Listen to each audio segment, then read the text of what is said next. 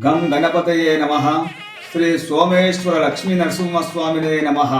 తెలంగాణ రాష్ట్రం జనగామ జిల్లాలోని పాలకుర్తి గ్రామంలో ప్రకృతి అందాలతో ప్రశాంతమైన వాతావరణంలో గుట్ట మీద 2 రాతి గుహలలో సహజ సిద్ధంగా శివకేశవులు వెలిశారు.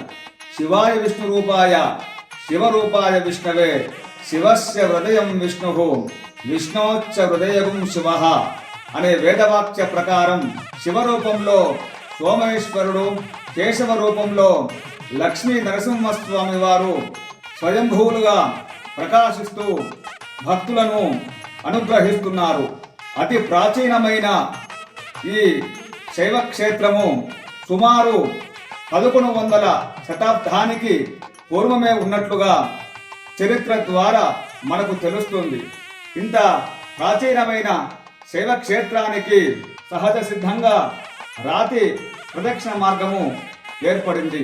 ఇది శివకేశవులకు ఏకకాలంలో ప్రదక్షిణ చేయుటకు వీలుగా ఉంటుంది.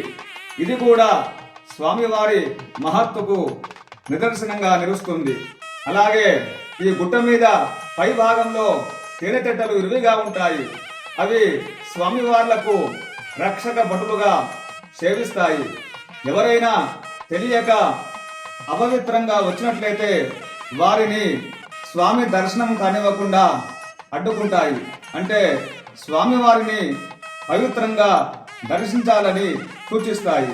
అలాగే ఈ క్షేత్రంలో మాసోత్సవాలు, వార్షిక బ్రహ్మోత్సవాలు అంగరంగ వైభవంగా నిర్వహిస్తాము.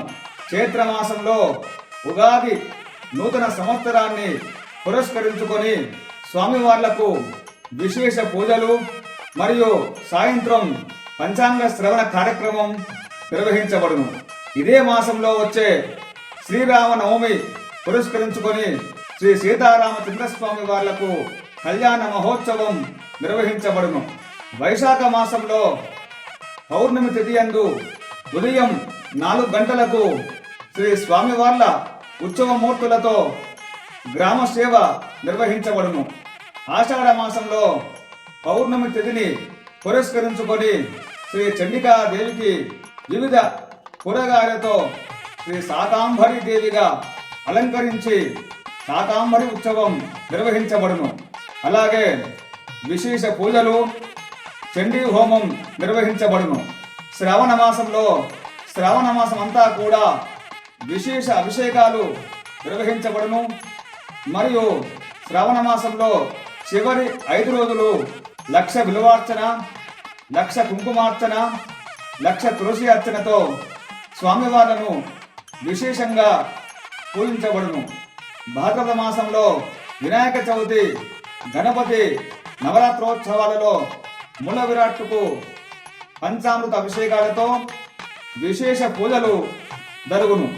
ఆశ్వీజ మాసంలో శరన్నవరాత్రోత్సవాలను పురస్కరించుకొని శ్రీ చండికా దేవిని వివిధ రూపాలతో అలంకరించి విశేష పూజలు జరిపి ప్రతినిత్యం కూడా చండీ సహిత రుద్ర హోమాదులు జరపబడును. కార్తీక మాసంలో మాసమంతా కూడా విశేష పంచామృత అభిషేకాదులు జరపబడును. మరియు కార్తీక పౌర్ణమిని పురస్కరించుకొని సాయంత్రం 6 గంటలకు గుట్ట మీద పెద్ద ఎత్తున అఖండ జ్యోతిని ఏర్పాటు చేసి ప్రజ్వలించబడును. ఈ అఖండ జ్యోతి దక్షిణ భారతదేశంలోనే 3వదిగా ప్రసిద్ధి చెందింది. మాఘమాసంలో మహాశివరాత్రిని పురస్కరించుకొని వార్షిక బ్రహ్మోత్సవాలు 5 రోజుల పాటు అత్యంత వైభవపేతంగా నిర్వహించబడును. ధ్వజారోహణం, శ్రీ స్వామివార్లకు కళ్యాణ మహోత్సవం, రథోత్సవం, వసంతోత్సవం, అగ్నిగుండాలు ఇత్యాది కార్యక్రమాలు లక్షలాది భక్తులు దర్శించి పులకించిపోతారు. ఇక్కడికి వచ్చే భక్తులు వారి వారి ధర్మబద్ధమైన కోరికలు నెరవేరిన తర్వాత మొక్కుబడులు చెల్లిస్తారు.